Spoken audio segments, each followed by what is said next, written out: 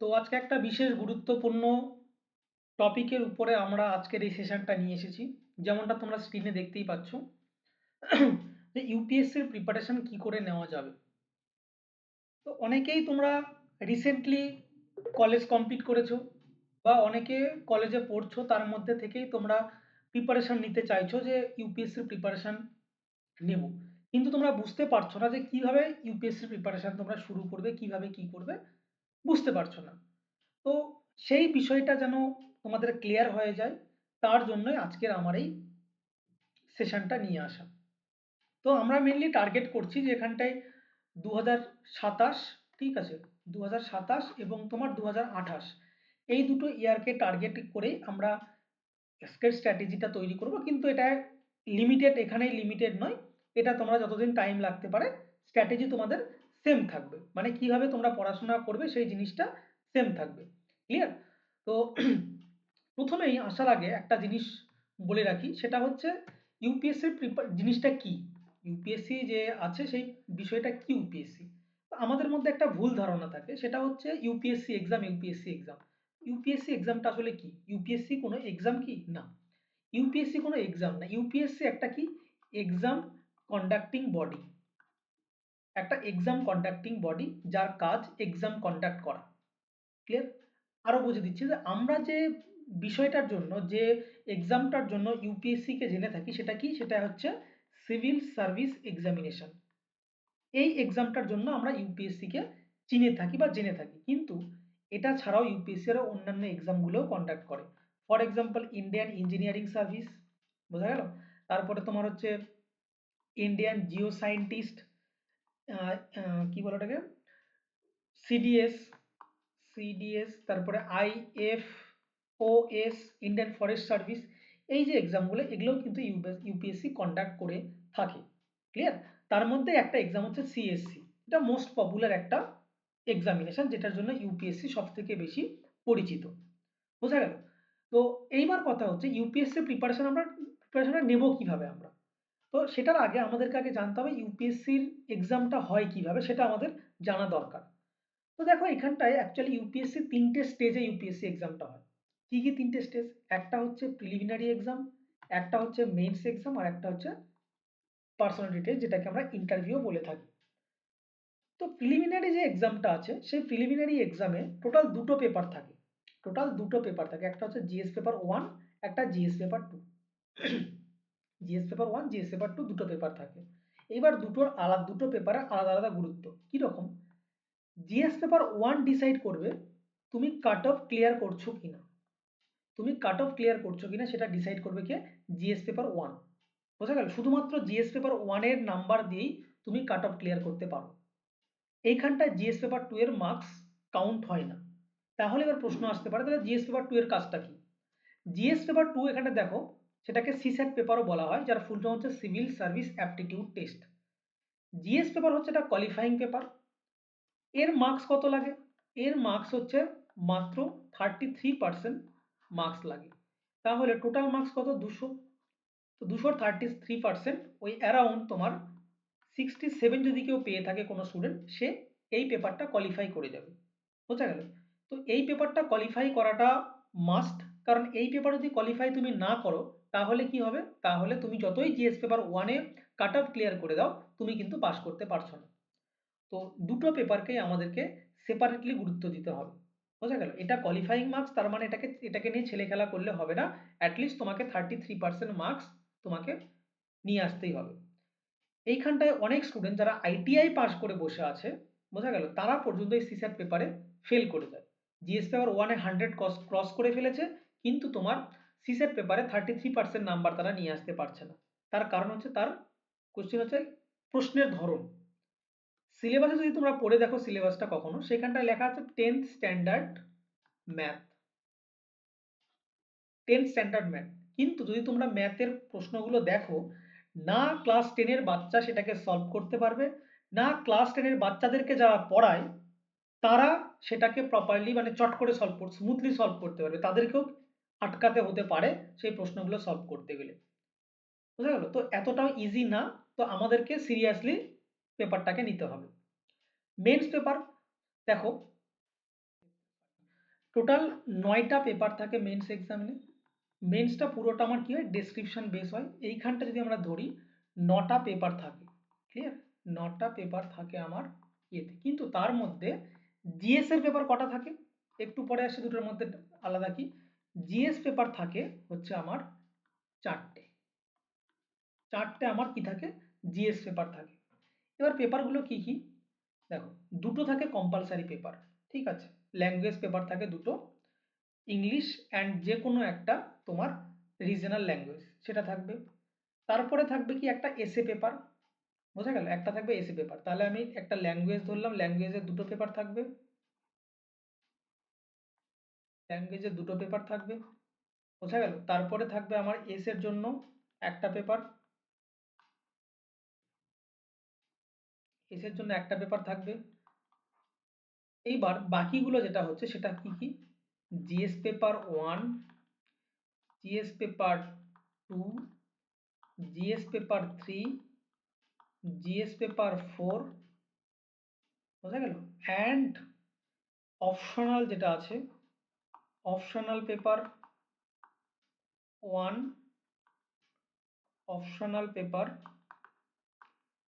2, বোঝা গেল? কটা হলো তাহলে, 2, 3 আর এদিকে 6। টোটাল আমার হচ্ছে 9টা পেপারের আমাকে প্রিপারেশন নিতে হয়, বুঝতে পারলে? টোটাল 9টা পেপারের প্রিপারেশন নিতে হয়। তার মধ্যে ল্যাঙ্গুয়েজ পেপার যেটা হচ্ছে সেটা কি, সেম এই সি সেটের মতো কোয়ালিফাইং পেপার, তোমাকে কোয়ালিফাই করতে হবে। যদি আবার ল্যাঙ্গুয়েজ পেপারে তুমি কোয়ালিফাই করতে না পারো, তাহলে তুমি মেন্সে যতই মার্কস তোলো তুমি পাস করতে পারছো না, clear? Personality test, personality test ultimately interview. তুমি যদি মেন্স ক্র্যাক করতে পারো, মেন্স কোয়ালিফাই করতে পারো, তুমি পার্সোনালিটি টেস্টে তুমি অ্যাপিয়ার হতে পারবে, আদারওয়াইজ তুমি পার্সোনালিটি টেস্টে যেতে পারবে না। পার্সোনালিটি টেস্টের নাম্বার সেমভাবে, এই শুধু ল্যাঙ্গুয়েজ পেপারটাকে বাদ দিয়ে, ল্যাঙ্গুয়েজ পেপার যেহেতু কোয়ালিফাইং পেপার, এই দুটোকে বাদ দিয়ে এসে থেকে শুরু করে অপশনাল 2 পর্যন্ত সমস্ত মার্কস এক জায়গায় করে আমার কি হয়, ইন্টারভিউয়ের জন্য অ্যাপিয়ার হতে পারে, বুঝা গেল? বা মেন্সের কাট অফ স্টুডেন্টরা ক্লিয়ার করতে পারে। 2 নাম্বার মেন্স পেপার, আগেই বললাম যে পুরোপুরি ডেসক্রিপটিভ পেপার, এইখানটায় কোনো রকম কোনো অবজেক্টিভের কোনো পেপার থাকে না, এবং এইখানটায় ম্যাথের কোনো জায়গা নেই। তো যেসব স্টুডেন্টরা তোমরা একটু অঙ্কে দুর্বল, বা যে কোনো এক্সাম খুঁজে পাচ্ছ না, যে ম্যাথ ছাড়া কি কোনো এক্সাম এক্সিস্ট করে দুনিয়াতে, তো ইউপিএসসি তোমার জন্য একটা অপশন হতে পারে, যে সেইখানটায় ম্যাথ ছাড়াও এক্সাম আছে, ক্লিয়ার? আর একটা জিনিস মনে পড়লো, সেটা হচ্ছে আমাদের সাধারণ মানুষের মধ্যে একটা ভুল ধারণা থাকে, কি সেই ভুল ধারণা, যে ইউপিএসসি এক্সাম ক্র্যাক করে শুধুমাত্র দুটো চাকরিই পাওয়া যায়। ইউপিএসসি এক্সাম ক্র্যাক করে শুধুমাত্র দুটো চাকরিই পাওয়া যায়। কি কি সেগুলো? সেগুলো হচ্ছে তোমার এক আইএএস আর একটা হচ্ছে আইপিএস। কিন্তু মাথায় রেখো, ইউপিএসসি তুমি পাস করো, ইউপিএসসির আন্ডারে, এই সিভিল সার্ভিস এক্সামের আন্ডারে টোটাল 24খানা পোস্ট আছে, তার মধ্যে আইএস অ্যান্ড আইপিএস দুটো।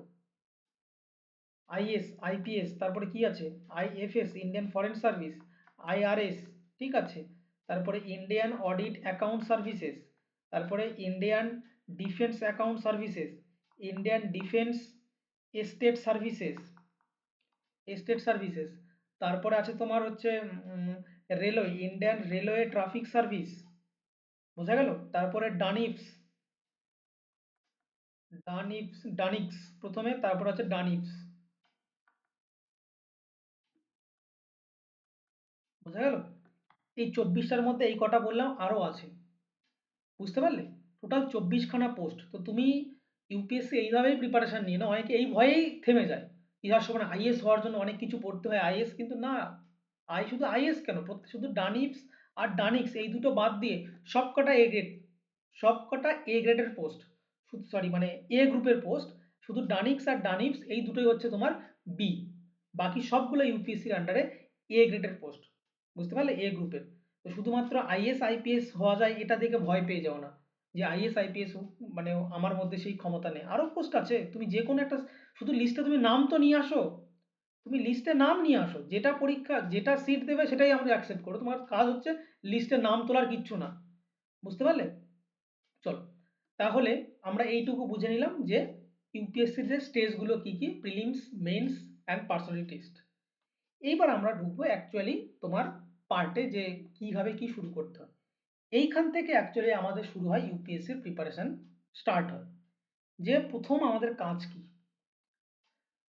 এইটা শুধু ইউপিএসসির জন্য বলছি না, বাকি সমস্ত এক্সাম, যে কোনো এক্সামের তোমরা প্রিপারেশন নাও, এই তিনটে জিনিস মাস্ট। শুধু ইউপিএসসি না, ডব্লিউবিসিএস, গ্রুপ ডি, যে কোনো পরীক্ষা থাকে, এসএসসি, সিজিএল, যে কোনো পরীক্ষা নাও না কেন, এই তিনটে জিনিস মাস্ট। কি? প্রথম হচ্ছে সিলেবাস। সিলেবাস আমাদেরকে ভালো করে জানতে হবে। আমরা সিলেবাস না জেনেই ইউটিউব দেখে আমরা প্রিপারেশন স্টার্ট করে দিই, এটা আমাদের সব থেকে বড় বাজে অভ্যেস। সিলেবাস জানি না, আমরা ইউটিউব দেখে প্রিপারেশন স্টার্ট করে দিয়েছি, এইভাবে এইভাবে হয়। কিন্তু না, যে যতই বলুক না কেন, আগে সিলেবাস চেক করবে, তারপরে প্রিপারেশন শুরু করবে। কেন? কারণ কি সিলেবাসটা জানার? কারণ সিলেবাস তুমি যদি জানো, তবেই তুমি সঠিক ডিরেকশনে তুমি প্রিপারেশন নিতে পারবে। উইদাউট নোয়িং দ্য সিলেবাস তুমি সঠিক ডিরেকশনে প্রিপারেশন নিতেই পারবে না। কারণ তুমি জানোই না সিলেবাসের মধ্যে কি আছে। তোমার মধ্যে ধারণাটাই নেই যে সিলেবাসের মধ্যে আসলে আসলে কি আছে এবং আমাকে কি পড়তে হবে। এই জিনিসটা একমাত্র তোমাকে সিলেবাস বলে দেবে যে এই সাবজেক্টগুলো তোমার ইয়েতে আছে। শুধুমাত্র আমরা জেনে যাই যে হিস্ট্রি, জিওগ্রাফি, ইকোনমিক্স, পলিটি এগুলোই আছে। না, এগুলো ছাড়াও আরো জিনিস আছে। কি কি সেগুলো? সেগুলো হচ্ছে আমার এথিক্স পেপার আছে, বোঝা গেল? এথিক্স অ্যান্ড ইন্টিগ্রিটি আছে। তারপরে ডিজাস্টার ম্যানেজমেন্ট আছে। আমরা সাধারণত পলিটি বলে থাকি। পলিটির সঙ্গে আর একটা পলিটির ভাই আছে, তার নাম হচ্ছে গভর্নেন্স। গভর্নেন্স এটাও ইম্পর্টেন্ট মেন্সের জন্য এগুলো। তো মেন্সের জন্য আমাদেরকে এই জিনিসগুলো পড়তে হয়। আর একটা হচ্ছে যেটা এখন প্রিলিমসেও আসছে, ইন্টারন্যাশনাল রিলেশন। এই জিনিসগুলো আমাদেরকে পড়তে হবে। বুঝতে পারলে? তো কোন কোন জিনিসগুলো পড়তে হবে, কোন কোন জিনিসগুলো ছাড়তে হবে, সেটা তুমি একমাত্র সিলেবাস ছাড়া তুমি বুঝতে পারবে না। ওই জন্য সিলেবাস জানাটা আমাদের খুবই জরুরি একটা জিনিস। বোঝা গেল? সিলেবাস না জেনে তুমি কিচ্ছু করতে পারবে না। তো আমাদের যেটা প্রথম যেটা পার্ট, সেটা হচ্ছে সিলেবাস জানা। আশা করি এইটুকু ক্লিয়ার হলো। নেক্সট হচ্ছে আমার কি, নেক্সট প্রশ্ন, প্রিভিয়াস ইয়ার প্রশ্ন। প্রিভিয়াস ইয়ার প্রশ্ন দেখাটা খুবই একটা গুরুত্বপূর্ণ জিনিস, কারণ যতটা ইম্পর্টেন্ট সিলেবাস পড়া, ততটা ইম্পর্টেন্ট প্রিভিয়াস ইয়ার কোশ্চিন পড়া। কারণ যদি কোনো স্টুডেন্ট সিলেবাস আর প্রিভিয়াস ইয়ার কোশ্চিন না দেখে প্রিপারেশন শুরু করে, তাকে স্টুপিড বলা যায় না। ঠিক আছে? স্টুপিডের থেকেও এক কাঠি উপরে সে। বোঝা গেল? সে হচ্ছে আন্ডার এডুকেটেড। ইউপিএসসির কথায় তাকে আন্ডার হিসেবে তাকে আন্ডার এডুকেটেড বলা হতে যেতে পারে। বোঝা গেল? কারণ আমি সিলেবাস জানি না, আমি প্রিভিয়াস ইয়ারে কি প্রশ্ন এসেছে সেটা জানি না, আমি কি প্রিপারেশন নেব? আমি প্রিপারেশনটা নেব কি? কারণ সিলেবাস আমাকে বলছে আমার কোন কোন সাবজেক্ট আমাকে পড়তে হবে। দুটোর গুরুত্ব আমি তোমাকে বলছি। সিলেবাস আমাকে বলছে যে কোন কোন সাবজেক্ট আমাকে পড়তে হবে, আর প্রিভিয়াস ইয়ার কোশ্চিন আমাকে এটা বলে দেবে যে সেই সাবজেক্টের মধ্যে কোন কোন টপিকগুলো, চ্যাপ্টারগুলো আমাকে পড়তে হবে। ক্লিয়ার? দুটোর আলাদা আলাদা ভূমিকা আছে। একটা তোমাকে কোন সাবজেক্ট কোনটা পড়তে হবে, সেই সাবজেক্টের মধ্যে কোন কোন টপিকগুলো পড়তে হবে সেটা আমাকে জানতে হবে। কারণ এই যে আছে important recurring topic, focus on important recurring topic. এই রিকারিং টপিক যেটা প্রত্যেক বছর, প্রায় বছর হচ্ছে অল্টারনেটিভ ইয়ারে প্রশ্নে আসছে, সেটা আমি দেখবো, জানবো কি করে? যদি তোমরা পলিটি পড়া শুরু করো, তোমরা পলিটি কোথা থেকে শুরু করো? তোমরা পলিটি শুরু করবে making of Indian constitution. Making of Indian constitution থেকে তোমরা পলিটি পড়া শুরু করো। কিন্তু যদি তোমরা প্রিভিয়াস ইয়ার প্রশ্ন দেখো, সব থেকে গুরুত্বপূর্ণ পার্ট কোনটা? আমার পার্লামেন্ট সবার প্রথমে আসবে, পার্লামেন্ট। তারপরে জুডিশিয়ারি, তারপরে আমার লোকাল গভর্নমেন্ট, যেটাকে আমরা পঞ্চায়েতি রাজ বলে থাকি, Panchayati Raj institution. Fundamental right, fundamental union executive, এগুলো হচ্ছে আমার গুরুত্বপূর্ণ পার্ট, যেখান থেকে ইউপিএসসির প্রশ্ন আসবে। ইকোনমিক্স যদি আমি জানি, ইকোনমিক্স যদি আমাকে পড়তে হয়, এবার ইকোনমিক্স সিলেবাসটা তো অনেক ছোট নয়, ইকোনমিক্সে অনেক কিছু আছে। কিন্তু প্রিলিমসের জন্য কোনটা ইম্পর্টেন্ট এবং মেন্সের জন্য কোনটা ইম্পর্টেন্ট কি করে বলবো আমি? এবার প্রিলিমসে যদি তুমি দেখো, সেখানটায় তোমার ফুড প্রসেসিং ইন্ডাস্ট্রির কথাও সেখানটায় বলা আছে, সেখানটায় তোমার আহ, কি ল্যান্ড রিফর্মও বলা আছে। কিন্তু তুমি ল্যান্ড রিফর্মের প্রশ্ন আসে না, সেই লাস্ট কবে এসেছিল তারপরে আসে না। তুমি এখন সিলেবাস দেখলে সেখানটায় ল্যান্ড রিফর্ম সম্বন্ধে সিলেবাসে মেনশন করা আছে, তুমি ল্যান্ড রিফর্ম পড়তে লেগে গেলে প্রিলিমসের আগে। তো ল্যান্ড রিফর্ম প্রিলিমসে জিজ্ঞেস করে তুমি কেন পড়বে প্রিলিমসে ল্যান্ড রিফর্ম সম্বন্ধে?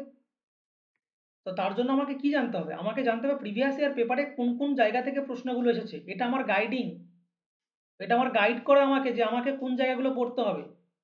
আমাদের স্যার একটা কথা বলতেন, সেটা হচ্ছে ইউপিএসসি পাস করবে তারা যারা সিলেবাস সরি কোনটা পড়তে হবে সেটা জানে না, তারা পাস করতে পারবে না। মানে ইউপিএসসি তারা পাস করে না যারা এটা জানে যে কোনটা কোনটা পড়তে হবে। ইউপিএসসি ইউপিএসসি অ্যাকচুয়ালি তারা পাস করে যারা এটা জানে যে কোনটা পড়তে হবে না। বোঝা গেল?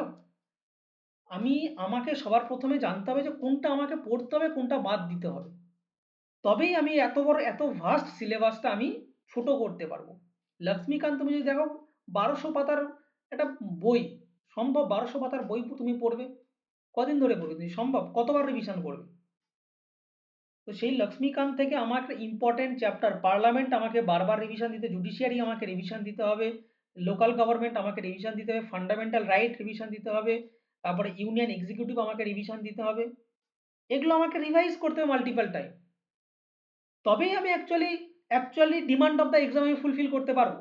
আমি এগুলো বাদ দিয়ে আমি চলে গেছি ইলেকশন কমিশন অফ ইন্ডিয়ার কাজ কি, তারপরে তোমার রিপ্রেজেন্টেশন অফ পিপল অ্যাক্ট, এগুলোতে চলে গেছি, আইপিসিতে চলে গেছি। আমি বলছি না যে এগুলো ইম্পর্টেন্ট না, অবশ্যই ইম্পর্টেন্ট, কিন্তু আমাকে এটা দেখতে হবে যে আমার ইনপুট আর আউটপুট রেশিও কোথা থেকে আসছে। 100% পার্লামেন্ট থেকে প্রশ্ন আসবে, সুতরাং পার্লামেন্ট আমার ফার্স্ট প্রায়োরিটি।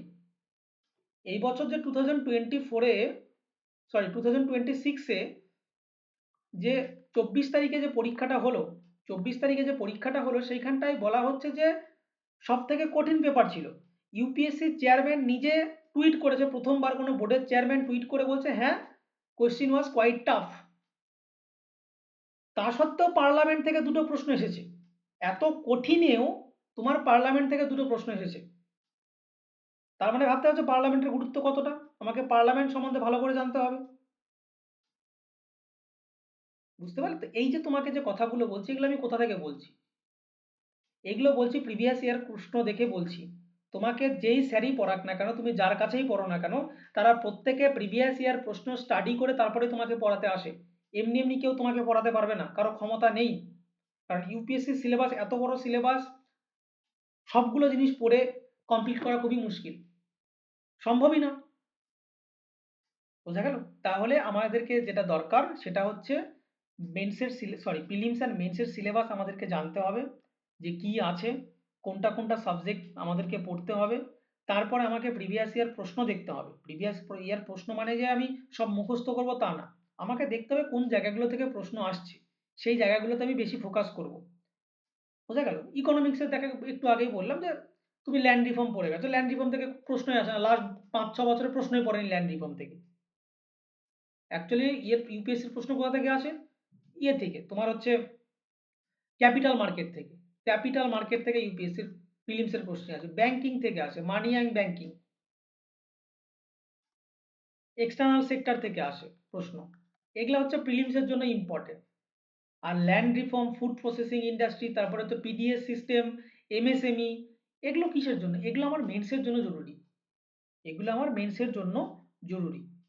বোঝা গেল? তাহলে প্রিলিমস আর মেন্সের কোথা থেকে প্রশ্ন কোন জায়গাগুলো পড়তে হবে সেটা আমার অ্যাকচুয়ালি আমাকে দেখাবে যে গাইডার, সে হচ্ছে আমার প্রিভিয়াস ইয়ার কোশ্চিন, আর কেউ তোমাকে এই জিনিসটা করাতে পারবে না।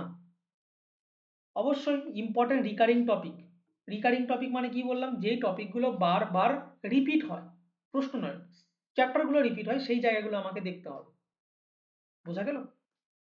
তাহলে এই গেল আমার মোটামুটি সিলেবাস সম্বন্ধে আইডিয়া, যে সিলেবাসের মধ্যে কি কি থাকে, আমাকে কি কি করতে হবে। নেক্সট হচ্ছে এবার পড়া শুরু করব কি করে স্যার? এগুলো তো বুঝলাম, এবার পড়াটা আমি শুরু করব কি করে? দেখো, আমি যে তোমাকে যে কথাগুলো বলছি তোমাদেরকে, কেন বলছি? এই কারণে যে আমি নিজে একজন এটার অ্যাসপিরেন্ট ছিলাম। এখন আমার একটা অ্যাটেম্প্ট বাকি রয়ে গেছে, সুতরাং আমি এটার এক্সামের সঙ্গে যুক্ত ছিলাম। টোটাল 7 বছর ধরে এক্সামের পেছনে আমি আছি। এছাড়াও আমি খান স্যারকে তোমরা চেনো, খান স্যার, তো ওনার কোচিংয়ে আমি অ্যাজ আ মেন্টার 2 বছর কাজ করেছি। Forum is renowned coaching institute দিল্লিতে, সেইখানটায় আমি অ্যাজ আ এক্সাম কোঅর্ডিনেটর সেইখানটায় আমি কাজ করেছি। আমি ভিশন আইএস থেকে প্রিপারেশন নিয়েছি। তো এর উপর বেস করে আমার এতদিনের যে অভিজ্ঞতা তার উপর বেস করে তোমাদেরকে এই কথাগুলো বলছি যে কোথায় কি পড়তে হবে, কোথায় কি ছাড়তে হবে, না হলে আমি বলতে পারতাম না। র্যান্ডামলি ইউটিউব দেখে এগুলো হয় না, যে দু চারটা ইউটিউব চ্যানেল দেখলাম দেখে তোমাদেরকে এসে লেকচার দিচ্ছে, এটা হয় না। ওটা লিমিটেড ইনফরমেশন থাকবে তার মধ্যে, কিন্তু আমি তোমাদেরকে অ্যাকচুয়ালি কমপ্লিট গাইডেন্সটা তোমাকে দিতে পারবো। বোঝা গেল? আমার কাছে কিছু স্টুডেন্টও পড়ে, কিছু স্টুডেন্টকে আমি গাইড করে থাকি। যদি কারো মনে হয় যে ইউপিএসসি সংক্রান্ত আরও ডিটেলসে কিছু জানার আছে, তো তারা তোমরা আমাকে ফোন করে জিজ্ঞেস করতেই পারো।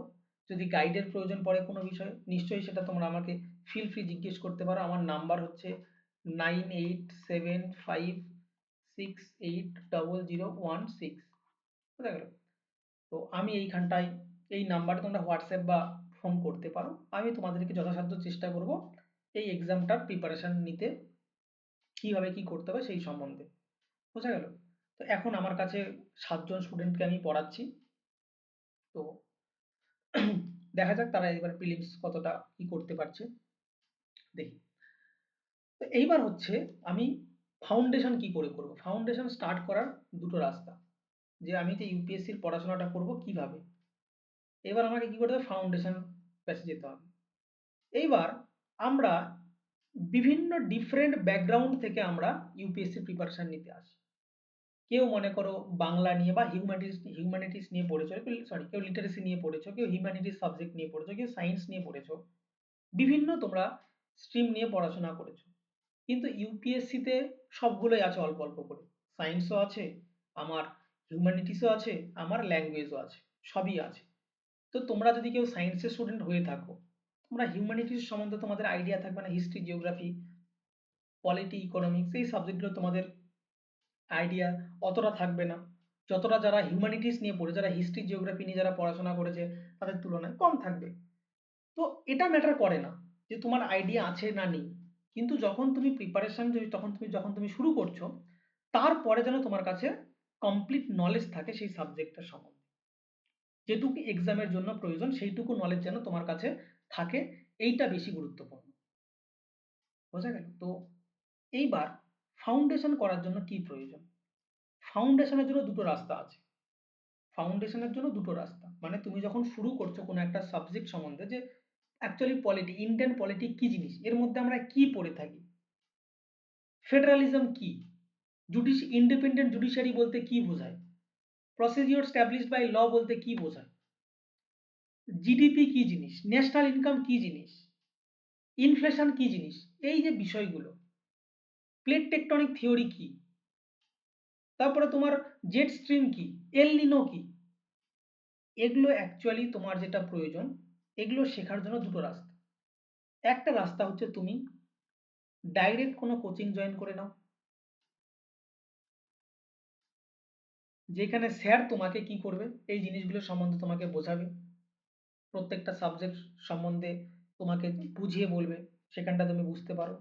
নতুবা যদি তুমি চাও যে এই মুহূর্তে আমি কোচিং জয়েন করতে পারছি না, বা আমি কলেজে পড়াশোনা করছি, আমার পক্ষে এই মুহূর্তে কোচিং জয়েন করা সম্ভব নয়, তারা কি করবে, তারা কিছুই নয়, তারা প্রত্যেক দিন একটু একটু করে ক্লাস 6 থেকে 12 এনসিইআরটি পড়া তোমরা শুরু করো। বোঝা গেল? ক্লাস 6 থেকে 12 এনসিইআরটি পড়া তোমরা শুরু করো। কারণ এনসিইআরটি পড়লে কি হবে, এনসিইআরটি পড়লে যেটা সুবিধে, সেটা তোমাদের একটা স্ট্রং ফাউন্ডেশন তৈরি হয়ে যায়। কারণ এনসিইআরটি যদি আমরা দেখি, সেখানটায় খুব সুন্দর করে গল্পের মাধ্যমে, যেটা একজন স্যার তোমাকে বোঝাবে যে ফেডারালিজম বলতে আমরা কি বুঝি, যুক্তরাষ্ট্রীয় ব্যবস্থা অ্যাকচুয়ালি বিষয়টা কি, ইন্ডিপেন্ডেন্ট জুডিশিয়ারি বলতে অ্যাকচুয়ালি কি বোঝায়, এই যে বিষয়গুলো, এটা তোমাকে এনসিইআরটি গল্পের মতন করে বুঝিয়ে দেবে। এটা হচ্ছে এনসিইআরটির সুবিধা, যেটা তোমাকে শেয়ার করে সেই কাজটা এনসিইআরটি তোমাকে করে দেবে। তো যারা কলেজে পড়ছো, তারা যদি এখন থেকে এগুলো যদি অল্প অল্প করে তোমরা যদি পড়তে থাকো, কলেজ পাস হতে হতে তোমাদের একটা মোটামুটি একটা ফাউন্ডেশন তৈরি হয়ে যাবে। তারপর তোমরা ইজিলি অ্যাডভান্স যেগুলো স্ট্যান্ডার্ড বই যেগুলো, সেগুলোতে তোমরা শিফট হতে পারবে, করাতে পারবে নিজেকে। না হলে তোমাদের ডাইরেক্ট যদি তোমরা পলিটির জন্য লক্ষ্মীকান্ত, তোমরা কোনোদিন পলিটি জানোই না পলিটি সম্বন্ধে কি জিনিস, খাই না মাথায় দেয়, তোমরা যদি ডাইরেক্ট লক্ষ্মীকান্ত পড়তে শুরু করে দাও প্রথম দিনেই ঘুমিয়ে পড়বে। ইকোনমিক্স জানোই না জিনিসটা, সাবজেক্টটা কি, ইকোনমিক্স অ্যাকচুয়ালি কি নিয়ে পড়াশোনা করায় তুমি জানোই না, তুমি শুরুতেই রমেশ সিং পড়া শুরু করে দিয়েছো, রমেশ সিং এর বই পড়া শুরু করে দিয়েছো, প্রথম দিনেই ঘুমিয়ে পড়বে, মনে হবে এই এক্সাম আমার জন্য নয়। কারণ তোমার মধ্যে আইডিয়াই নেই, তুমি ডাইরেক্ট স্ট্যান্ডার্ড বুক অ্যাডভান্স লেভেলে চলে গেছো। বোঝা গেল? হয় তুমি যদি পসিবল হয় কোচিং বা কোনো একটা গাইড নাও, নতুবা তুমি এনসিইআরটির সাহারা নাও, যে কোনো একটা। এবার এনসিইআরটির যে সাহারা নেওয়াটা সেটা একটা কি হয়, অনেক স্টুডেন্ট এটাকে একটা বোরিং ফেজ মনে করে, সেই মানে ক্লাস গ্র্যাজুয়েশন পাশ করার পরে সেই ক্লাস সিক্সের বই পড়বো ভালো লাগছে না, তো কোনো অসুবিধা নেই, কোনো একটা কোচিং জয়েন করে নাও। দেখো এখন অনলাইনে অনেক কোচিং আছে, সেগুলো জয়েন করে নাও। আর যদি মনে হয় যে আমিও গাইড করি, আমার কাছে যদি পড়তে চাও তাহলে আমার সঙ্গেও তুমি কন্ট্যাক্ট করতে পারো, কোনো অসুবিধা নেই, আমিও তোমাকে গাইড করে দেবো।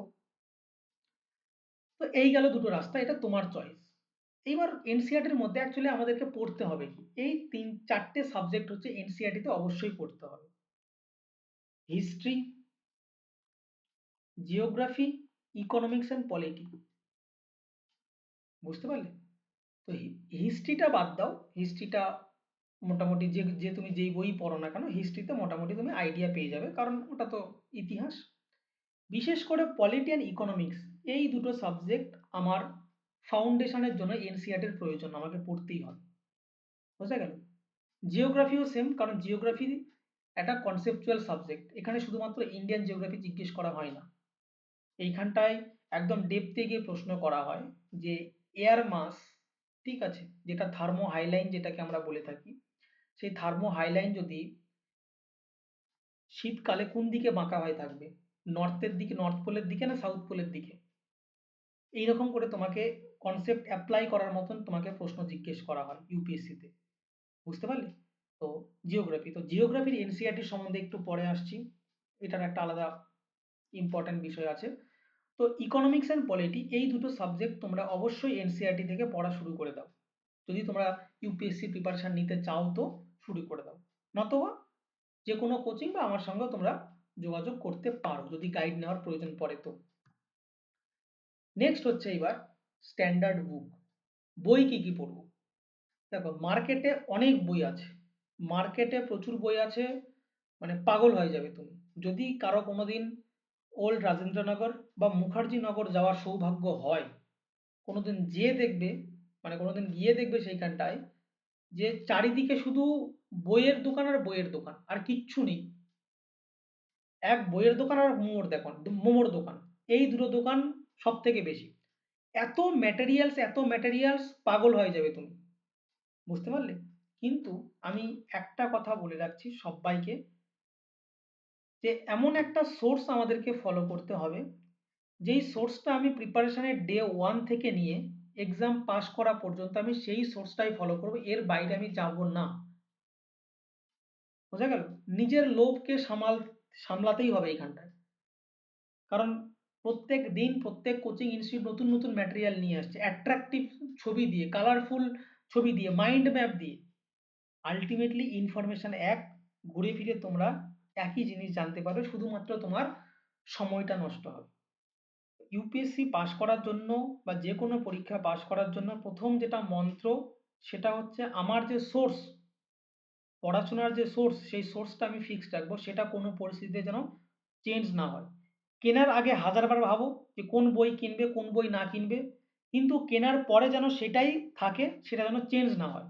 যদি তুমি সেটা একবার পড়ে নাও তাহলে তো কোনো চান্সই নেই সেটাকে চেঞ্জ করবেই না। বুঝতে পারলে? তো এইখানটায় আমি কিছু বেসিক সোর্সের কথা বলেছি, যেটা ফলো করে সবাই। পলিটি, পলিটির জন্য দেখো সবার প্রথমে লেখা আছে কনস্টিটিউশন অফ ইন্ডিয়া। অন্যান্য জায়গায় বলবে এম লক্ষ্মীকান্ত ফার্স্ট প্রেফারেন্স, না, আমার ফার্স্ট প্রেফারেন্স হচ্ছে কনস্টিটিউশন অফ ইন্ডিয়া। কারণ এখন যে প্রশ্নগুলো জিজ্ঞেস করা হচ্ছে সেগুলো ডাইরেক্ট কনস্টিটিউশন অফ ইন্ডিয়া থেকে প্রশ্নগুলো করা হচ্ছে ডাইরেক্টলি। এক্সাম্পল দেবো, অসুবিধা নেই। লক্ষ্মীকান্ত যারা 4-5 বছর ধরে ইউপিএসসি বা ডব্লিউবিসিএস এর প্রিপারেশন নিচ্ছ, লক্ষ্মীকান্ত মোটামুটি সবারই জানা হয়ে গেছে, পড়া হয়ে গেছে, এটা ইউপিএসসিও জানে। তাহলে তোমাদেরকে যদি টাফ কোশ্চিন করতে হয়, তোমাদেরকে ডিফিকাল্ট কোশ্চিন তোমাদের সামনে নিয়ে আসতে হয়, তাহলে ইউপিএসসির একটাই রাস্তা, কনস্টিটিউশন অফ ইন্ডিয়া। কারণ সংবিধানের যে অরিজিনাল ডকুমেন্ট সেটা আমরা পড়ি না। সংবিধানে কি শব্দ লেখা আছে, অরিজিনাল যে সংবিধান সেটা আমরা কেউ পড়ি না। আর ইউপিএসসি ওইখানটায় আমাদেরকে ট্র্যাপে ফেলে। তো ওই জন্য আমাদের কনস্টিটিউশন অফ ইন্ডিয়া জানাটা খুবই প্রয়োজন এম লক্ষ্মীকান্ত পড়ার আগে। এখানে কি পড়বো, কোথা থেকে পাবো কনস্টিটিউশন অফ ইন্ডিয়া? দেখো দুটো রাস্তা আছে। এক হচ্ছে মোবাইল অ্যাপ, মোবাইল অ্যাপ্লিকেশন তোমরা ইউজ করে থাকো, তো কনস্টিটিউশন অফ ইন্ডিয়া দিয়ে মোবাইল অ্যাপ পাওয়া যায়, কিন্তু আমি সেটাকে প্রেফার করি না, কারণ মোবাইল অ্যাপসে পড়াশোনা হয় না। আর যাই হোক, বোঝা গেল, পড়াশোনা হয় না, এইটুকু আমার মনে হয়, আমার ধারণা। তাহলে কোথা থেকে পড়বো? Bear act. বেয়ার অ্যাক্ট হচ্ছে আমাদের কনস্টিটিউশনের একটা পাবলিকেশন, তারা কি হয় কনস্টিটিউশন অফ ইন্ডিয়ার নিয়ে তোমার হচ্ছে লেখে। এছাড়াও যদি বেয়ার অ্যাক্ট তোমরা খুঁজে না পাও বা আসতে টাইম লাগছে, সিম্পল গুগলে গিয়ে সার্চ করবে কনস্টিটিউশন অফ ইন্ডিয়ার পিডিএফ, সেখানটায় পিডিএফ চলে আসবে, পিডিএফ ডাউনলোড করে প্রিন্ট আউট করে নেবে। বোঝা গেল, কনস্টিটিউশন অফ ইন্ডিয়া জানাটা দরকার, কারণ ওইখানটায় অ্যাকচুয়ালি লেখা থাকে যে অ্যাকচুয়ালি কনস্টিটিউশন কি বলছে। কনফিউশন হওয়ার কোনো জায়গা নেই, যেটা কনস্টিটিউশনে বলছে না, বলার নেই, সেটা হবে না।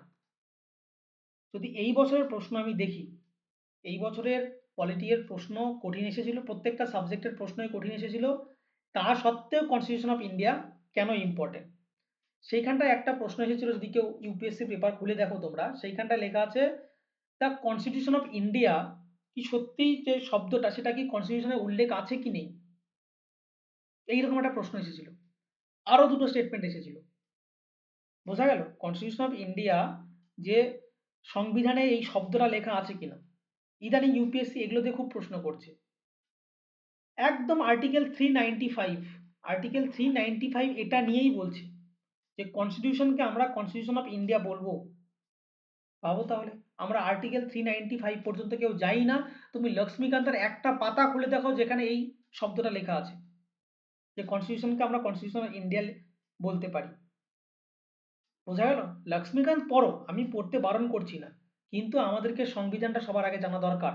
অরিজিনাল টেক্সটে কি লেখা আছে সেটা জানার পরে আমি অন্যান্য জায়গায় আমি এগোবো। বুঝতে পারলে? তার এক্সাম্পল তুমি পেয়ে যাবে, আনটাচেবিলিটি। আর্টিকেল 17 আমরা জানি, আর্টিকেল 17 আনটাচেবিলিটি কথাটা ডিফাইন করে। বুঝতে পারলে?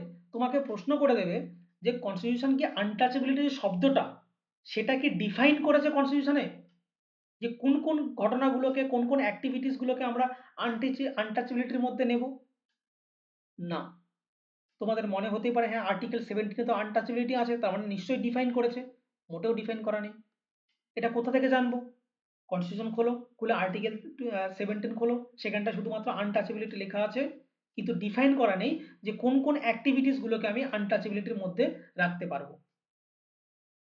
বুঝতে পারলে? তো এটা হচ্ছে আমার অ্যাডভান্স লেভেলের পড়াশোনা।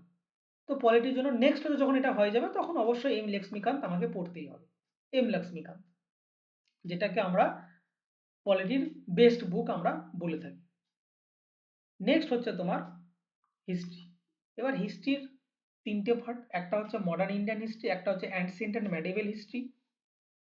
তো মডার্ন ইন্ডিয়ান হিস্ট্রির জন্য যেটা পড়তে হয় সেটা হচ্ছে রাজীব আহির, স্পেকট্রাম বাই রাজীব আহির, না হলে ওল্ড এনসিইআরটি, হয় স্পেকট্রাম নয়তো ওল্ড এনসিইআরটি। কারণ স্পেকট্রামের একটা ড্রব্যাক বলছি, একটা লিমিটেশন বলছি, স্পেকট্রাম বইটা এত মোটা কি করে হলো? প্রত্যেক বছর ইউপিএসসিতে যে প্রশ্নগুলো করবে, যে নতুন প্রশ্নগুলো আসবে, সেই প্রশ্নগুলো তোমার সামনের বছর নতুন পাবলিকেশনে স্পেকট্রাম অ্যাড করে দেবে, যেন স্টুডেন্ট মনে করে যে এটা কমন এসেছিল স্পেকট্রাম থেকে। বিষয়টা সেই রকম নয়। তো এটা আমি একটা স্পেকট্রামের ড্রব্যাক মনে করি।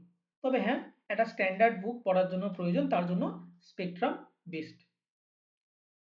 আর না হলে ওল্ড এনসিইআরটি, পুরাতনটা না, সরি নতুনটা না, পুরাতন যে এনসিইআরটিটা সেইখান থেকে হুবহু কোশ্চিন কখনো কখনো ইউপিএসসি জিজ্ঞেস করে দেয়। ক্লিয়ার? নেক্সট হচ্ছে ancient and medieval history. Ancient medieval হিস্ট্রির জন্য আমাদের যেটা দরকার, এবার এই একটা মহাসমুদ্র একটা অ্যানসিয়েন্ট মেডিয়েভাল হিস্ট্রি, তুমি যতই পড়ে যাও না কেন এইখানকার প্রশ্ন ডিল করা খুবই ডিফিকাল্ট। যারা হিস্ট্রিতে মাস্টার্স করে এসেছে তারা পর্যন্ত এই সাবজেক্টটাতে এই মানে পার্টিকুলার সেকশনের প্রশ্নগুলোতে আটকে যায়। মানে এতটাই তারা কোথা থেকে প্রশ্ন করে আমরা কেউ জানতে পারিনি। এখানকার ইনপুট আউটপুট রেশিও যদি আমি বলি, যে তুমি যদি 100% কি দাও, ইনপুট দাও, তুমি আউটপুট পাবে 30%। বোঝা গেল? 100% ইনপুট দিয়ে আউটপুট পাবে তুমি 30%। ক্লিয়ার? তো কিন্তু আমাদের একটা বেসিক আন্ডারস্ট্যান্ডিং দরকার, তার জন্য তামিলনাড়ুর ক্লাস 11 এর টেক্সট বুকটা বেস্ট। এইখানটায় অ্যানসিয়েন্ট মেডিভেল দুটো জিনিসই সুন্দরভাবে একদম মানে ভালো স্বচ্ছ ভাষায় সেখানটায় লেখা আছে, একদম ডিফিকাল্ট নয়। এছাড়া যদি কারো আরো অ্যাডভান্স লেভেলে পড়তে হয়, যেখান থেকে প্রশ্ন এসে থাকে, মানে কোথাও খুঁজে না পেলে ওই বইটাতে খুঁজে পাবে, সেটা হচ্ছে উপেন্দর সিং ম্যামের বই। উপেন্দর সিং হচ্ছে আমাদের former prime minister late doctor Manmohan Singh, ওনার মেয়ে হচ্ছে উপেন্দর সিং।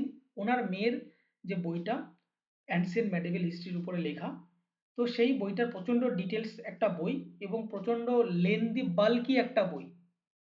তো সেটা যদি তোমরা পড়ে রপ্ত করতে পারো তোমাদের খুবই ভালো। তার জন্য সেখানটায় 100% 30% আউটপুটটা তোমার সেখানটায় প্রায় 60% আউটপুটে পৌঁছে যেতে পারে।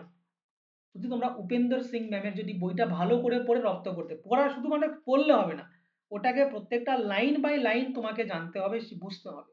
কারণ ওটা নর্মাল যে আমরা বইগুলো পড়ি এরকম করে কোনো পয়েন্ট পয়েন্ট করে দেওয়া নেই, ঢালা লেখা আছে ওই বইটা। সুতরাং ওইটা পড়ে রপ্ত করা মুশকিল। তার জন্য আমাদের কি দরকার, আমাদের একটা বেসিক তামিলনাড়ুর টেক্সট বুক যেটা আমাদেরকে বুঝতে সাহায্য করবে, এবং আমাদের একটা বেসিক নোটস, বোঝা গেল, বেসিক নোটসের প্রয়োজন, যেটার দ্বারা আমরা প্রিপারেশনটাকে এগিয়ে নিয়ে যেতে পারবো। তো আমি যে নোটসগুলো প্রোভাইড করে থাকি সেটা ঠিকঠাকই। এইবার যে প্রশ্নটা এসেছিল যে একটা টেবিল দিয়েছিল যে চেনাব রিভারকে আমরা কি বলি, তারপরে তোমার হচ্ছে সরস্বতী রিভারকে আমরা কি বলে থাকি, অ্যানসিয়েন্ট ইন্ডিয়াতে আমরা কি বলতাম, সেই প্রশ্নটা আমার নোটস থেকে কমন এসেছে। তো আমি চেষ্টা করি যথেষ্ট ডিটেলসে নোট প্রোভাইড করার। তো সেটা তোমরা একবার দেখতে পারো। তবে হ্যাঁ, আমার নোটস হচ্ছে, আমি পিডিএফ আকারে কোনো নোট দিই না। আমার কাছে যারা ক্লাস করে আমি তাদেরকে রানিং নোট লেখাই। আমি কোনো রকম কোনো পিডিএফ প্রোভাইড করি না কাউকেই না। বোঝা গেল? সুতরাং পিডিএফ এর আশা আমার কাছে কেউ করবে না। পিডিএফ দিন, পিডিএফ আমি দিই না। নেক্সট হচ্ছে ইকোনমি। ইকোনমি হচ্ছে একটা গুরুত্বপূর্ণ সাবজেক্ট, কারণ ইউপিএসসির টোটাল যে মার্কস ডিভিশন যদি আমরা দেখি, ইউপিএসসি টোটাল মার্কস ডিভিশন, সেইখানটায় এইবারে একটু গল্পটা একটু অন্যরকম হয়ে গেছে। কিন্তু অন্যান্য বারে আমরা যদি দেখি economics and polity, economy and polity এই দুটো সাবজেক্ট মিলে আমাদের অ্যারাউন্ড তোমার 30টা প্রশ্ন তো আসেই, 30টা কোশ্চিন আসে। তাহলে 30টা প্রশ্নের উত্তর কত হবে, মানে কত নাম্বার, 60 নাম্বার এইখান থেকে। আমি যদি এখানটায় নেগেটিভ মার্কিংও ধরে নিলাম, সেখানটায় 10 নাম্বার বাদ দিলাম, আমাকে 50 নাম্বার ইকোনমিক্স অ্যান্ড পলিটি এই দুটো সাবজেক্ট মিলে দিচ্ছে। কাট অফ কত যায় ইউপিএসসির? ইউপিএসসির কাট অফ, জেনারেলি ইউপিএসসির কাট অফ 90 এর নিচে থাকে। জেনারেলি ইউপিএসসির কাট অফ 90 এর নিচে থাকে। বোঝা গেল? লাস্ট ইয়ার ইউপিএসসির কাট অফ 86 অ্যারাউন্ড ছিল। তো তোমার তুমি যদি একটু ভালো করে পড়ে যাও, তোমার 50 নাম্বার শুধুমাত্র এই দুটো সাবজেক্ট মিলে দিচ্ছে। বুঝতে পারলে? তারপরে হচ্ছে কি অ্যানসিয়েন্ট মেডিভেল আছে। এইবার আসো, হ্যাঁ, তো যেটা বলি ইকোনমিক্সের জন্য কি সোর্স ব্যবহার করবে। এবার ইকোনমিক্সের জন্য 3টে গুরুত্বপূর্ণ সোর্স আছে। একটা হচ্ছে বিবেক সিং, একটা হচ্ছে সঞ্জীব বর্মা, একটা হচ্ছে নিতিন সিংহানি। এর মধ্যে তোমাদের পছন্দ মতন যে কোনো একটা বইকে সিলেক্ট করতে পারো। 3টে বই ইকুয়ালি গুড, 3টে বই ইকুয়ালি গুড। তার মধ্যে আমি সঞ্জীব বর্মাকে বেটার বলে থাকি, কারণ সঞ্জীব বর্মা আমার রিভিশনের ক্ষেত্রে খুব হেল্পফুল। কারণ ছোট্ট একটু বই, তাতে সমস্ত রকম কনসেপচুয়াল বিষয়গুলো দেওয়া আছে, যেটা আমার এক্সামের আগে রিভিশন করার জন্য খুবই গুরুত্বপূর্ণ। নিতিন সিংহানিয়া যে বইটা, ওনার লেখা বইটা একটু মোটা হয়, সুতরাং এক্সামের আগের দিন যদি আমাকে রিভিশন করতে হয় আমার পক্ষে পসিবল না। কিন্তু সঞ্জীব বর্মা আমি দুদিন যদি আমি এটা পড়ি, সঞ্জীব বর্মা রিভিশন করতে পারবো। তো যে কোনো 3টে বইয়ের মধ্যে যে কোনো একটা বই তোমরা নিতে পারো। ইকোনমির জন্য, কারণ খুবই একটা ইম্পর্টেন্ট। তো আগেই বললাম যে পলিটি থেকে অ্যারাউন্ড তোমার 15 থেকে 20টা প্রশ্ন থাকে, ইকোনমিক্স থেকে ওইরকম 17 থেকে 22টা প্রশ্ন থাকে। ক্লিয়ার?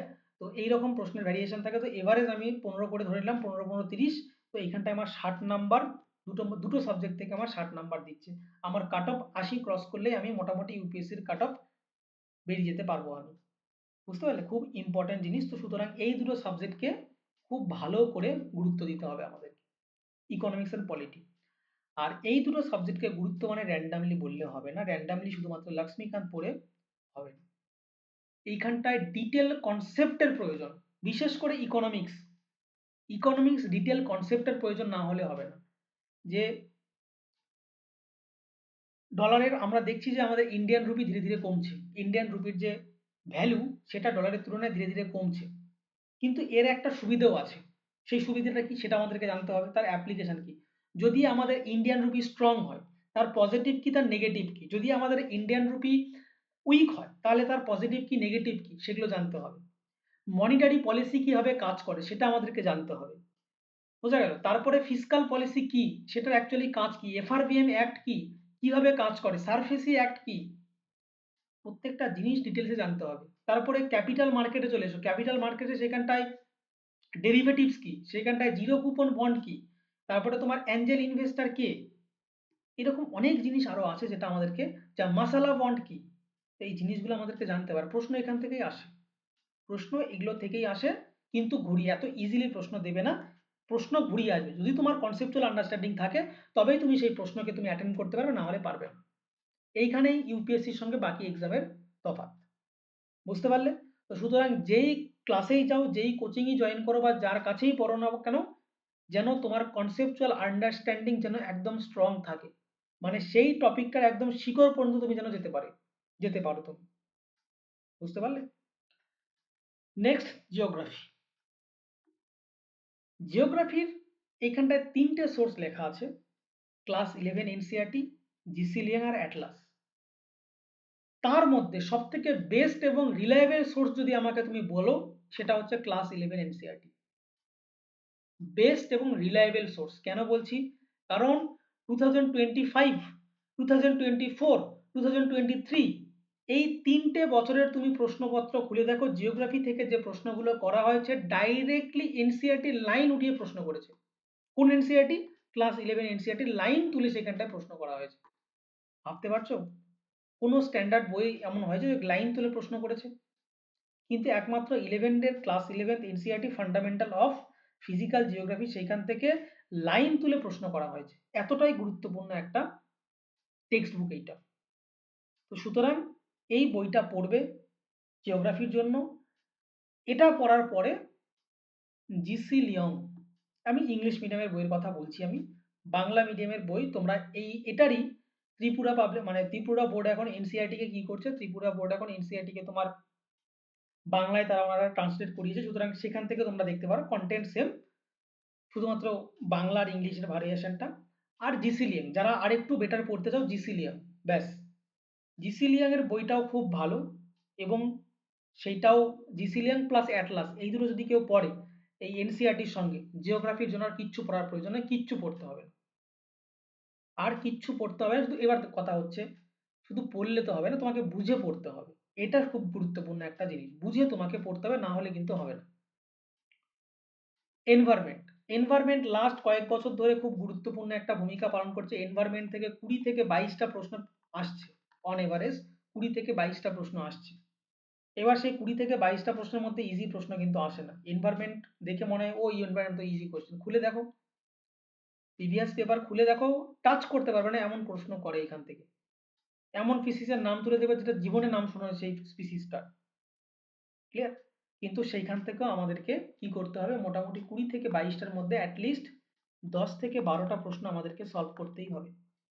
তো 10 থেকে 12টা প্রশ্ন সলভ করার জন্য আমাদের যেটা বেসিক যেটা বই, সেটা কি, হয় তুমি শঙ্কর আইএস এর বই ফলো করো, নয়তো PMF is, either Shankar is or PMF is, যে কোনো দুটো বইয়ের মধ্যে একটা বই নিতে হবে। দুটো বই একসঙ্গে নিতে হবে পাগল হয়ে যাবে আবার। বোঝা গেল? যে কোনো একটা বই। আমি বলবো শঙ্কর আইএসটা বেটার, ঠিক আছে। আর যদি মনে করো কারো যদি ভালো লাগে কালারফুল বই ব্যবহার করতে, অনেক ডায়াগ্রাম, স্পিসিসের ছবি সবকিছু দেওয়া আছে, কালারফুল বই, সেটা হচ্ছে পিএমএ বাইশ। পিএমএ বাইশ শুধু একদম কালারফুল অ্যাট্রাকটিভ করেছে, কিন্তু অনেকের সেটা বেশি অ্যাট্রাকটিভ আর ভালো লাগে না। তারা স্মুথলি বইটাকে বইয়ের মতন পড়তেই ভালোবাসে, তারা শঙ্করাইজের সঙ্গে যেতে পারো। দুটোই ইকুয়ালি গুড বই, কিন্তু যে কোনো একটা বই পড়তে হবে। তাহলে এই গেল আমাদের মেন সাবজেক্টগুলো। এইবার হচ্ছে কিছু মেন্সের যে সাবজেক্ট আছে, সেই মেন্সের সাবজেক্টগুলোর কিছু বই আমি বলে দিই। মেন্সের জন্য এথিক্স বলে একটা সাবজেক্ট আছে। এথিক্সের প্রিপারেশন তোমরা কি করে নেবে? এথিক্স বলে যে নামে যে সাবজেক্টটা আছে, তার প্রিপারেশন কি করে নেবে? এথিক্স, এথিক্সের জন্য তোমাদেরকে যেটা করতে হবে সেটা হচ্ছে একটাই স্ট্যান্ডার্ড বুক। সেটা কি? সেটা হচ্ছে তোমার নরম্যান ল, না সরি নরমাল ল না, লেক্সিকন। লেক্সিকন, লেক্সিকন পাবলিকেশনের বই, এটা হচ্ছে এথিক্সের জন্য বেস্ট বুক। ক্লিয়ার? এটা পড়ার পরে যদি এটা বুঝে যাও ভালো করে, তারপরে কি করবে? এআরসি রিফর্ম, এআরসি রিফর্ম, ঠিক আছে? এআরসি রিফর্ম 1 and 2 দুটোই পড়তে হবে, ঠিক আছে? এআরসি রিফর্ম এই দুটো পড়লে তোমার এথিক্সের part, ethics and government, sorry governance, এই দুটো পার্ট তোমার কোয়ালিফাই হয়ে যাবে। বুঝতে পারলে? আয়ার এর জন্য অনেক বই আছে, যে কোনো একটা বই তুলে নেবে, কোনো অসুবিধা নেই, আয়ার নিয়ে প্রবলেম নেই, ঠিক আছে? কিন্তু একটু জানতেই হবে যে ইন্ডিয়া বাংলাদেশের মধ্যে রিলেশন কি, কোয়াড কি, কোয়াডের উদ্দেশ্য কি, ঠিক আছে? তারপরে তোমার হচ্ছে নাটো কি, নাটোর এফেক্ট কিভাবে বাকি কান্ট্রিগুলোর উপরে পড়ছে, এই ধরনের ইউপিএসসি প্রশ্ন করে। বোঝা গেল?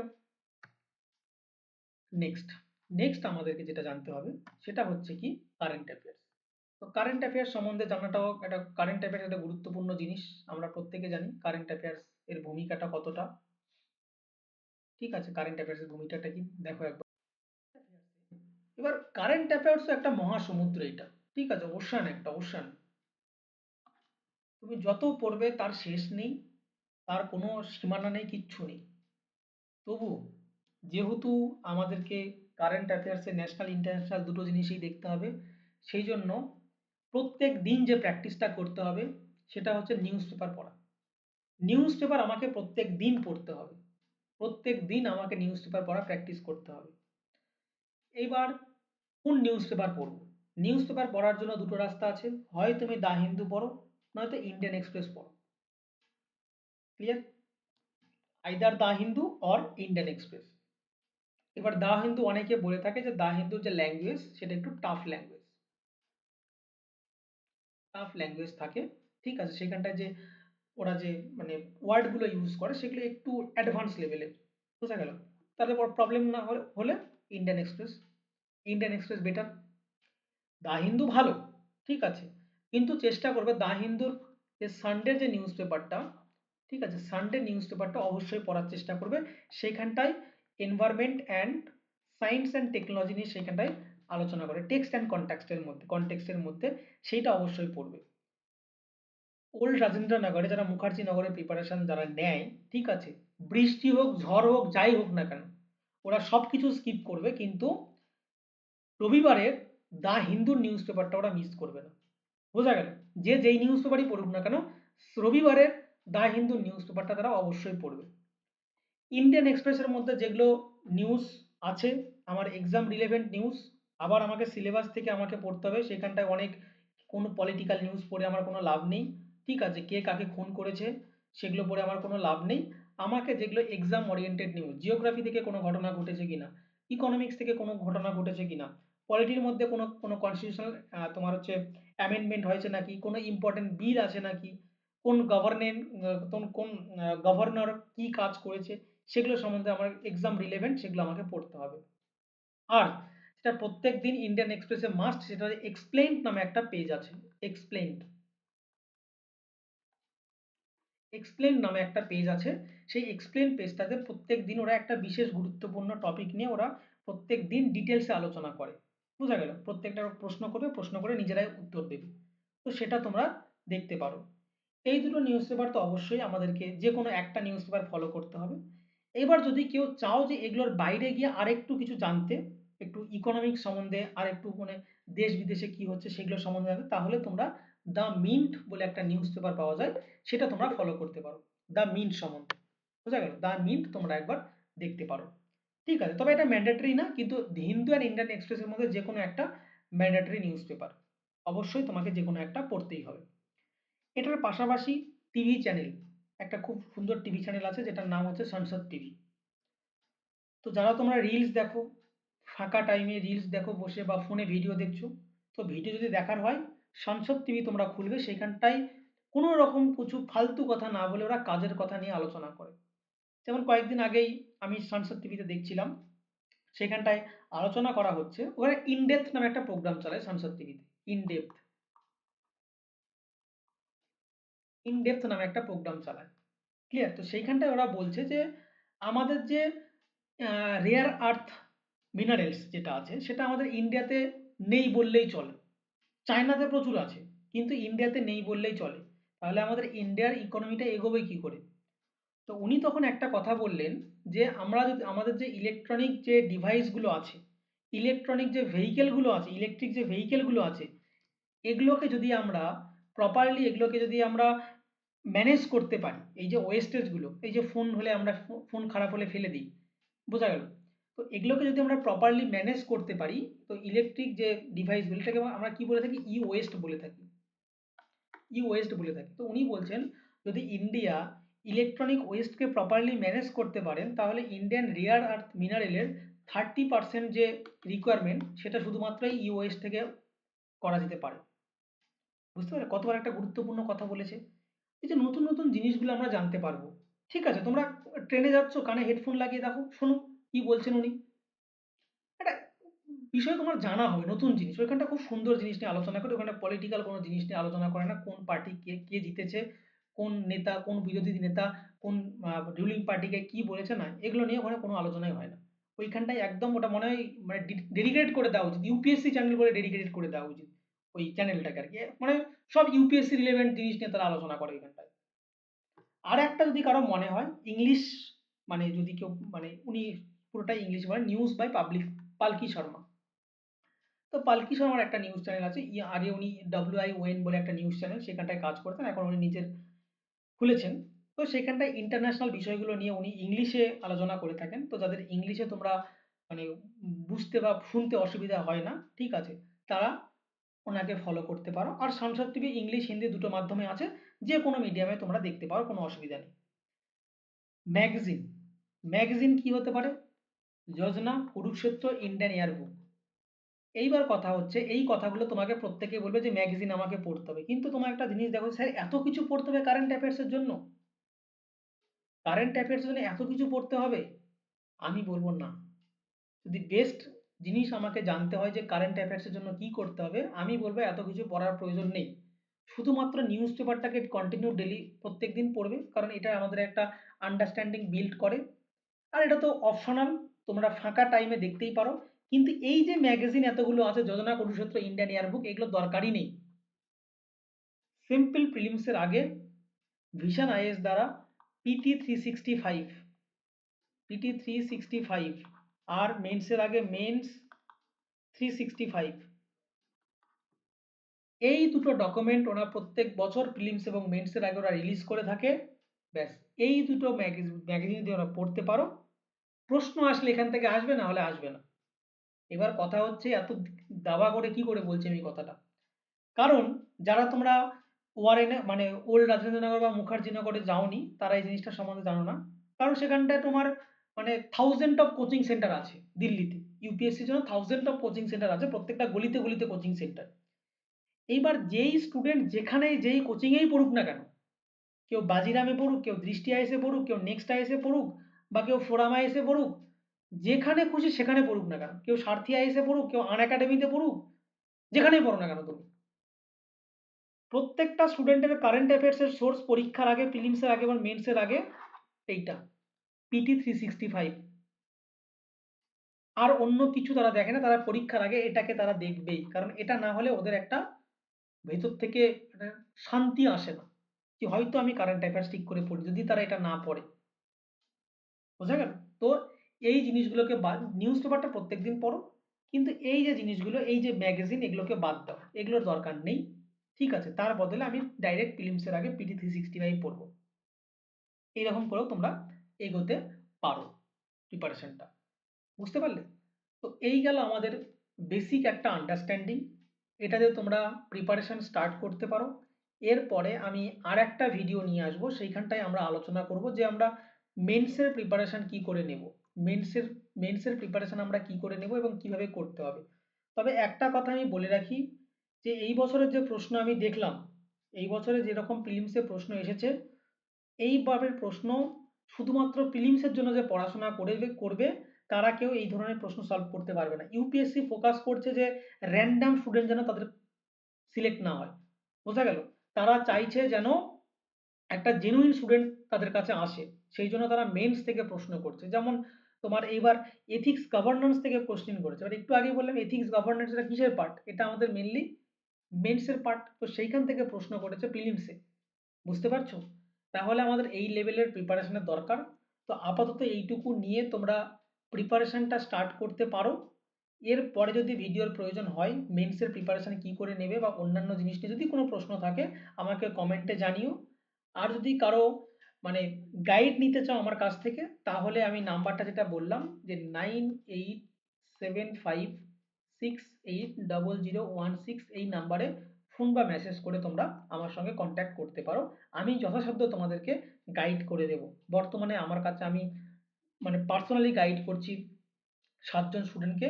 তাদের পারফরমেন্স যথেষ্ট ভালো। এবার দেখা যাক তাদের প্রিলিমসের কি অবস্থা হচ্ছে জানি না আমি। তো তোমাদের যদি কারো মনে হয় গাইড নেবে আমার কাছ থেকে, তাহলে তোমরা এই নাম্বারে ফোন বা মেসেজ করে আমাকে জিজ্ঞেস করতে পারো। ওকে, থ্যাংক ইউ সো মাচ।